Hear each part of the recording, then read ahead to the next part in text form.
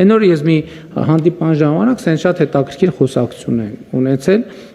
հանդիպման մասնակիցներից մեկը հարց բարձրացրեց, ասեց իմ ընտանիքը բան ունի, այդ չեմ հիշի թիվը 30 թե 60 մեղվափեթակ ունի, որը մենք հետո խոսակցության ընթացքում պարզվեց, որը մենք որպես ժառանգություն ստացել ենք մեր պապիկից եւ տատիկից, եւ հիմա խնդրում ենք աջակցություն, որ այդ մեղվա ընտանիքը վերականգնվի։ Ես հարց տվեցի, ասացի, բա ինչի վերականգնվի, ինչ ա եղել այդ մեղվա ընտանիքը, որ տատիկից եւ պապիկից ժառանգել ենք։ Դե ասեց, չկա այդ մեղվա ընտանիք։ Այսինքն, որովհետև այդ մեղուն գիրք է, որը պետք է կարդաս։ Հիմա կարանք ասենք շատ լավ, տանք 50 միլիոն դրամ, 60 միլիոն դրամ, բայց եթե այդ գիրքը կարդացված չէ, նույն պատմությունն է, որովհետև էլի անընդհատ ուզում եմ այս բանի մասին, որովհետև սա շատ կարևոր նաև քաղաքական քննարկում է, որովհետև հիմա շատ են նաև խոսում նրա մասին, որ մենք 2018 թվականին այս բանի խեղճ մարդու, բանի անճար մարդու եւ այլն պաշտպան էինք ընկալվում, հիմա չենք ընկալվում որպես այդպիսին։ Սրա մեջ ինչ որ չափով ճշմարտություն կա եւ այս մեր ծրագրերի էվոլյուցիան դրա մասին է բանանում, վկայում։ Որովհետեւ մենք այդ թվում 2018 թվականից մենք ինչ ենք ասել։ Մենք ասել ենք մի քիչ այլաբաներեն, հետո ավելի ուղղակի, որ ասել ենք, որ աղքատությունը հաղթարվում է մենակ աշխատանքով։ Աշխատանքը բերում է աղքատության հաղթարման, եթե արդյունավետ աշխատանքը, որովհետև եթե աշխատանքը արդյունավետ չի, գիտելիքա հենք չի, ինքը աշխատանքը մոտավորապես պատկերացրեք, այդ նույնն է, թե բան է անում, մեքենան բանի մեջ է, չէ, բանի մեջ է, ցեխի մեջ է, որ ընկնում, կամ պարտադիր չի, ձյունի մեջ, ցեխի մեջ եւ այլն։ Չեմ կարող այդ բառը գտնեմ, հայերեն տեղապտույտ, բայց հիմա ասում ենք, այս մեքենայի ստից դուրս գալու ձևը աշխատանքն է։ Շարժիչը միլիոնի տակ աշխատում է։ Բայց չի առաջ գնում եւ արդյունքում այդ շարժիչը մատորը խփելու է։ Սրա մասին է խոսքը։ Որովհետև եթե այդ աշխատանքը գիտելիքի վրա ինքը զարգացում չունի, հա, ասում եմ, այսօր պրոբլեմ կա։ Ես ինքս եմ ինձ մեկ հարց տալիս, այսքան շատ որ կրթության մասին խոսում ենք եւ այլն, ես ասում եմ, մարդիկ կասեն, այս ինչ են, մարդիկ հաց չունեն, սրանք եկել են ինչի մասին են խոսում։ Բայց էլի գոնե մենք, ես անձամբ եւ համոզված եմ բոլորս, մեր փորձը ունեցել ենք։ Այսօր էլ ամենօրյա ռեժիմով դրա հետ ես ամեն օր իմ նամակագրությունը կարդում եմ, իմաստն է վերահասցեագրում եմ ձեզ։ Ամեն օր դրա հետ ես առնչվում եմ։ Մարդը հաճ չունի։ Սոված է, մենք բայց կարեկից ենք, չենք կարող բան չանել, չարձագանքել։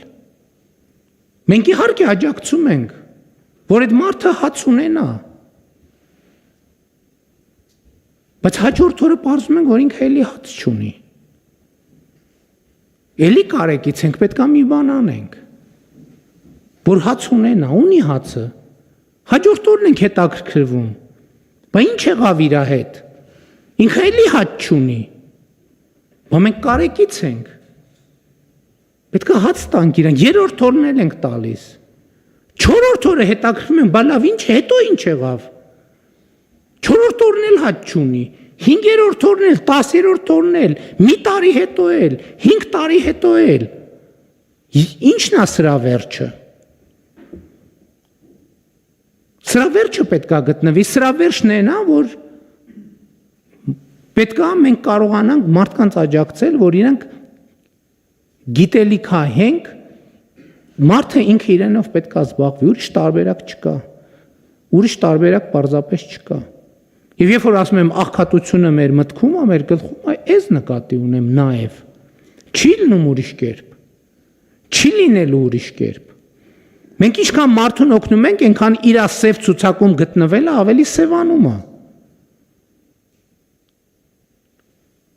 Եվ սա է խնդրեմը, այս խնդրեմը, եւ այս որ մենք բան ենք անում, սկսում ենք ասում ենք 3000 մետրից սկսում ենք, հետո 3000 մետրը դասում ենք 6000, որովհետեւ 3000 մետրի դեպքում ծրագիրը 0 է, ոչ մեկ հետաքրքրված չի։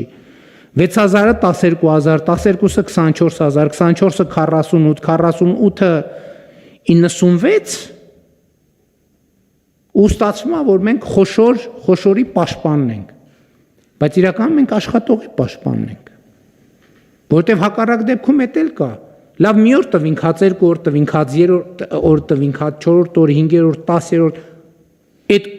ում փողով ենք այդ հացը տալիս, ում։ Այդ գումարը, որը պետական բյուջեն կամ թեկուզ պետական բյուջեն վաստակում է, որով մենք հաց չունեցողին պետք է հաց տանք, այդ գումարը ձևավորվում է աշխատողի հաշվին։ Եվ հետևաբար մենք պետք է աջակցենք աշխատողին, իսկ չաշխատողին պետք է քաջալերենք, որ նա աշխատի։ Իսկ աշխատել կարող է միայն կրթության միջոցով։ Իսկ թե ոնց ենք եւ ինչու ենք մենք 30, 40, 50 տարեկան մարդկանց ասում, որ գիտեք ինչ կրթության միջոցով պետք է լուծվի այդ հարցը, ես այսօր այդ հարցին չեմ անդրադառնա, ես այդ հարցին անդրադառնում եմ իմ բանախոսությունների ժամանակ,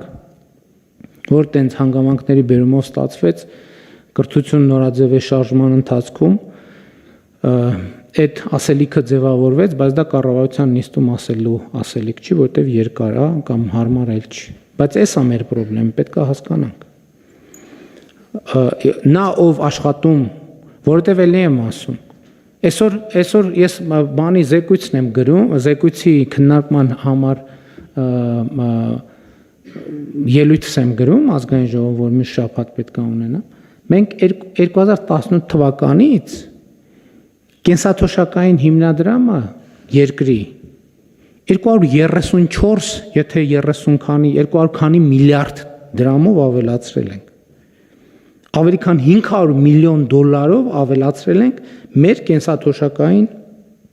հիմնադրամը։ Բայց նվազագույն կենսաթոշակը կրկնապատկել ենք, նվազագույնը կրկնապատկել ենք 18-ից դարձրել ենք 36, հա կամ 20-ից ենք դարձրել 30, 18-ից դարձրել ենք 30, բայց անհատի մակարդակում ոչ մի շոշափելի բան տեղի չի ունեցել։